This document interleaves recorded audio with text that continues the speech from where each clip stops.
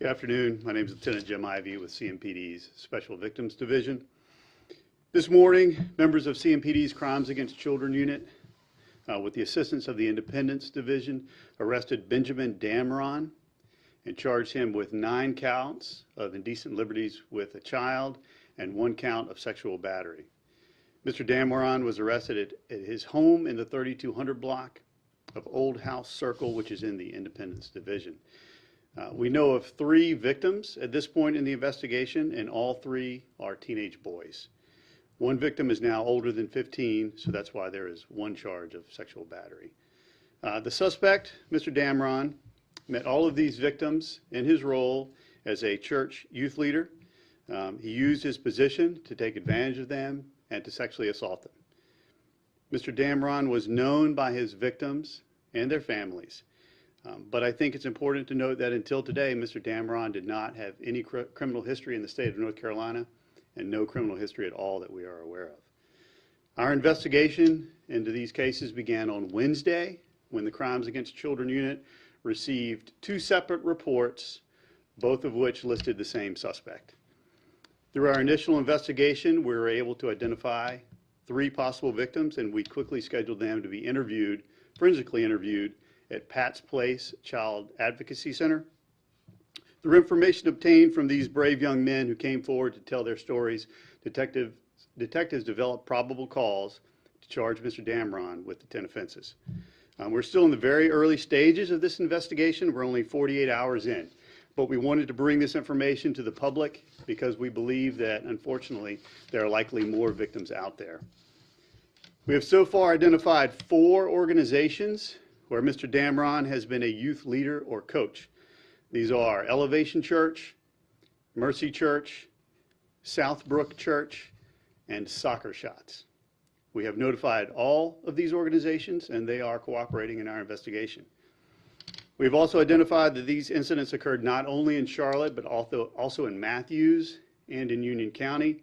And our detectives have been in touch with detectives from the Matthews Police Department and the Union County Sheriff's Department to coordinate in this investigation. If there's anyone who has been victimized by Mr. Damron or knows someone who has, we ask him to please reach out to us. You can do so by calling our lead detective, who's Detective Brennan, at 704-353-1940. And understand that we will not only conduct the criminal investigation, we will also provide resources and give referrals to survivors and their families in these terrible situations. These are very disturbing types of cases to receive, and just know the CMPD takes the safety of our youth extremely seriously, and our detectives are just beginning what will be a very long and thorough investigation. Are there any questions? The spelling of his name, please. Last name is spelled Damron. First name again? Benjamin, spelled Benjamin. And he was arrested this morning. Yes. Tina Quizon with the TQ News. By chance, do we know how long he may have been having contact, and will there be some type of photo in case other community members want to double check that their child, with these allegations out there, whether or not there's any concern? There certainly will be an arrest photo today after he's booked into the Mecklenburg County Jail. He is there right now getting processed in. In terms of a time frame, I can't give an exact time frame. We do know, at least through our current victims, that it has gone back as far back as 5 years. Just for my clarification, I know you can't really get the gauge, but I guess the victim is still like under age or something? So 2 of them are currently, so in North Carolina, under 15 and younger is handled by our juvenile, is basically a juvenile as far as sex assaults are identified in the law. So 2 of them are currently under 15 and 1 of them is over 15. Can you divulge what Elevation Church and then also what school possibly these alleged things occurred at? Are you asking for a location? So the locations we've identified so far have been at parks, and these are instances where he was bringing victims that he was already known to the park, not that he was there looking for victims, and also at his residence. We're still trying to work through exactly all the locations where this might have happened beyond that. And did he meet all of the victims that you have so far? Did he meet them all through the 4 that you listed? He met them all through church, and I don't want to get into specifics of which church he met them at, but he met all 3 of those victims through church. Can you give like the most recent one? I don't know, but I know you can't give a time span, but kind of how far back? As far back as at least, it could have gone farther, but we know at least 5 years and up until current. Is there anything specific that leads you to believe that there's other victims, or like it's something one of the kids told you? Unfortunately, the pattern of how these occurred are way too common in situations such as this, where you have someone who is a part of a youth organization and using that position to prey on young children. And we know that it's happened over a period of time, and that until this week, they didn't among themselves know that this was all occurring to other people. It leads us to believe that based on the pattern, unfortunately, that this is probably means there's more victims out there. Can you speak to anything as far as what switch sort of flipped with these parents and these children that made them come forward? I don't know what led the individual kids to come forward. They are extremely brave to do so, and I applaud their bravery and their families' bravery to come forward and report these incidents. I would hope that any parent out there would have tough conversations, thorough conversations with their kids, just to understand that how important it is to report something like this that happened. Is there a special place that's giving some counseling in case the parent or, some kind of suggestions if they have a concern or if they find out maybe there is a concern and some support or counseling out there? So when they report to us, all of our cases, crimes against children cases, juvenile abuse cases, whether physical or sexual abuse, are investigated with our partner agencies in a multidisciplinary approach. So through our partner agencies, primarily Pat's Place Child Advocacy Center, we ensure that all our victims are provided ample resources in order to be able to get through and overcome the trauma that they have received and when things like this happened.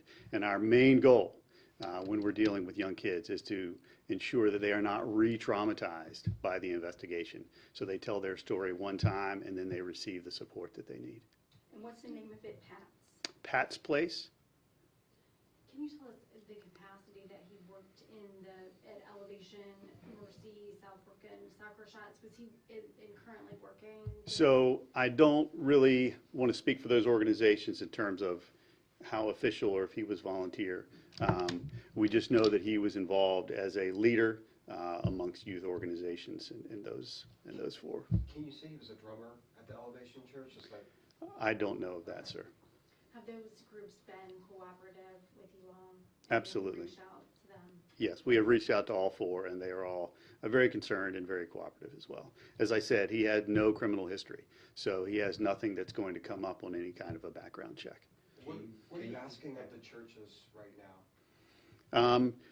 Really, there's nothing in terms of getting into specifics of that. I don't want to get into exactly what we would need the church to do, but other than make them aware so that through their own channels that they could ensure that there's nothing there that they're missing that they could provide to us.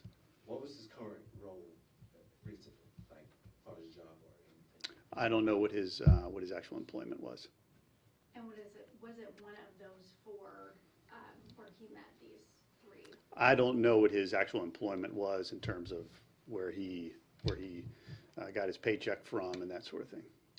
What did he say this morning when he was arrested? Did he say anything? He did not want to speak with detectives this morning. How disturbing? I mean, you said this is disturbing. It's kind of obvious why, but can you elaborate? Our children are so vulnerable, and so as any parent will say, that to send our kids out into the world is a scary situation. But we've got to trust that our kids are safe. And so as parents and as caretakers, we have to be able to, like I say, have conversations with them and let them know what's appropriate and what's not appropriate and who they can come to when they have problems. And so when somebody abuses the trust that parents and kids have put in them, it just makes it extremely disturbing. It's just kind of like a warning for parents, but kind of be aware for parents, especially when they send kids out to strangers, not strangers, but, you know, out in the world, like you said. Unfortunately, anytime something like this comes up, it's always a reminder to parents to watch closely after your kids. Absolutely.